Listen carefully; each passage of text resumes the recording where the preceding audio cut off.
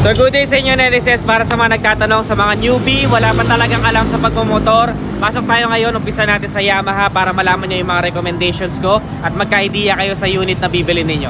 Tara! So pagpapasok ko ngayon ng isang dealership ng motorcycle, syempre ang daming motor mo makikita.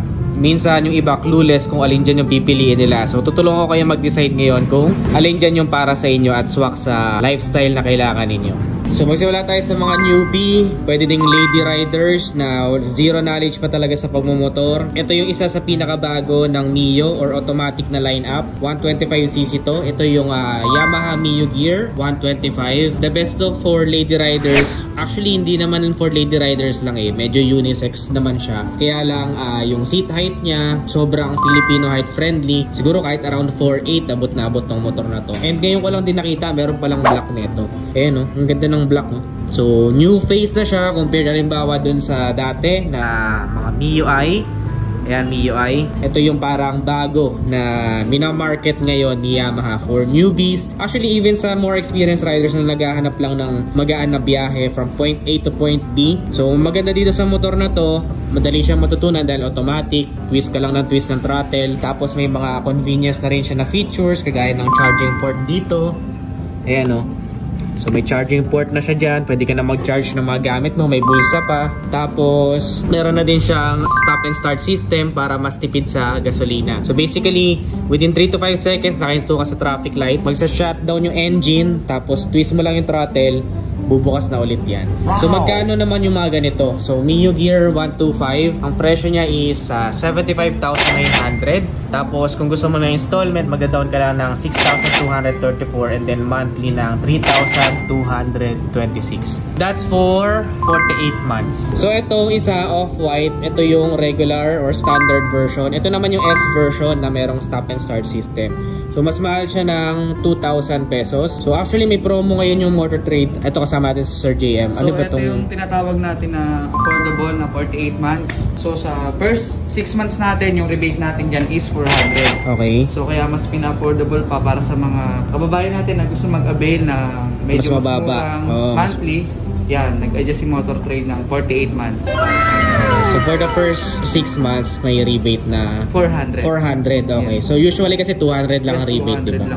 Mag-updated. Ayun, so salamat Sir JM. Ito naman yung mga kapatid niya, netizens, na MIUI. Ito yung mas naunang version compared dito sa Mio Gear. So pwede din to, the same din for lady riders, beginners, more experienced riders din. Ang edge naman ito for me is yung availability ng parts and accessories. So sobrang dami nito. Kahit saan ka mapadpad, masiraan ka, sobrang dami na makukuhanan. FI na rin siya.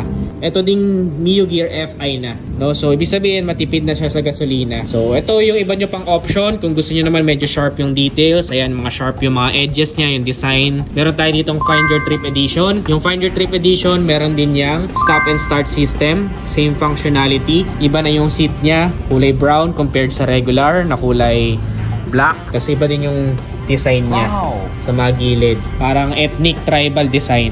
So limited edition lang yung Find Your Trip. So presyo niyan is ganun din, 77,900. Same dun sa S version ng Mio Gear. Habang mas mura naman yung standard version dahil ang standard version nito ay 72,400. So kung gusto mo na installment, magda-down ka lang ng 5K, monthly ng 2,755 for 48 months. So ganun kamura, magkakaroon ka na ng isang automatic na matipid sa gas na motor. Ito, trip ko din tong yellow. Ganda ng pagka-yellow niya. Parang si Bumblebee. Hanggang doon sa mga gilid niya na disenyo, kulay yellow. Pati itong kapitan or grab bar para sa angkas. Ito yung katabi niya, yung medyo mas bulkier side pero same engine, 125cc. Ito currently yung ginagamit ko na motor, Mio Soul I 125. Ayan, tapos meron din siyang violet. Wow. Ang maganda dito sa violet, very glossy siya. Ayan no. Ang ganda ng pagka-glossy niya no. Ito namang black is matte. Ang ganda rin ng pagka-matte niyan. Sa kanilang dalawa, pag ginamit mo naman is parang hindi nangungupas, napakaganda ng plastic. Yung sa akin is 3 years ko na ginagamit and goods na goods naman. Basta alaga mo lang sa proper maintenance. Madami ding parts na available, mga accessories. So para magka-idea kayo, ang Mio Soul ay 79,900 pesos. Magda-down ka lang ng 7,500 and then magmamonthly ka ng 3,882. Yan, meron ka ng Mio Soul i125. Mas nagustuhan ko siya kasi para mas mataba yung upuan niya, mas malaki siya. So, para sa mas gusto ng stable sa high speed or mahahangin na lugar, isa to sa marirecommend ko. Ito pa isang version ng Mio I. Kung gusto mo ng magenta, ayan. Ito naman yung isa. Ganda rin. Ito yung pinakaunang-una din naman na version na Mio Sporty. Napakaganda niyan. Ito naman ay cyan yung kulay niya. So mas mura to compared sa Mio I. Difference lang, this is carb type. Mas maganda yung carb type pagdating sa maintenance and repair. Pero pagdating sa fuel consumption, mas maganda yung FI. So ito carb type pa siya. Magkano ang Mio Sporty? 67,900. Down payment ka lang ng 4,000. Then monthly ka ng 2,774. 48 months. Gusto na gusto pa rin to, itong Mio Sporty. Marami nga halos dito natuto talaga magmotor. So mas mababa yung seat height niya. Mas magaan siya dalhin. So ayun yung edge ng Mio Sporty. Kung na-type mo naman yung mga kagaya ng Mio Soul na bulky pero mas malakas yung arangkada, dito tayo sa Mio Gravis 125cc. So ganun din siya, FI na with Blue Core technology. This one will give you more power with less fuel. Yung Mio I tsaka Mio Soul may Blue Core din yan, pati yung Mio Gear. So ito naman, kaya ko nasabi mas mabilis yung arangkada dahil mas maliit yung gulong niya. Ayan o. Meron tayo ditong 12 inches wheels. Pati sa likod. So syempre, mas maliit ang gulong or wheels, mas mabilis ang ikot. So yun, mas mabilis siya pagdating sa arangkada. Pinartner na rin siya ng matatabang gulong, malalapad na gulong para hindi mo rin indehin yung maliliit na bato sa kalsada. Kahit sagasaan mo, hindi masyado mag-i-impact sa motor. Same, meron din siyang power outlet dito na 12 volts. Ang kinaibahan lang niya, yung fuel tank nito nandito nakalagay. Wow! Wala sa upuan. So ang edge nito, mas malaki yung seat storage niya. Nasa 25 liters, parang sa Aerox na. Compared sa mas maliliit na Mio. Ayun yung edge ni Mio Gravis. So magkano si Mio Gravis? Ang price niya is 85,900 pesos. Magda-down payment ka na ng 7,234 and then magmamonthly ka ng 3,617 for 4 years. Yun. So ito yung NMAX na sword gray, yung kulay. Kung mapapasin niya, para siyang black. Pero hindi siya totally black. Parang may pagka-charcoal yung pagiging black niya. Ang pangalan niya sa papel is sword gray. Yun. Parang uling ng panggawa ng espada. Ang ganda. Pati yung ano niya, yung emblem niya. Ayan o. Gold. Hanggang sa mga gulong. May pagka rose gold sa personal. Yung kanyang mga wheels. So ito yung pinakakuya nilang lahat ng Mio lineups. Lahat na pinakita ko sa inyo ay mga Mio lineups yun. Ito yung pinakakuya nila, yung Yamaha Mio Aerox. Nagkataon lang na itong naka-display dito is yung limited edition nila, WGP. Kaya ganyan yung kulay. So mostly yung mga kulay na makikita nyo sa Aerox is color black, kulay red, at saka yung isa pa na gray, tapos parang fluorescent yung wheels. Ito kasi gold din yung pinaka-mugs niya.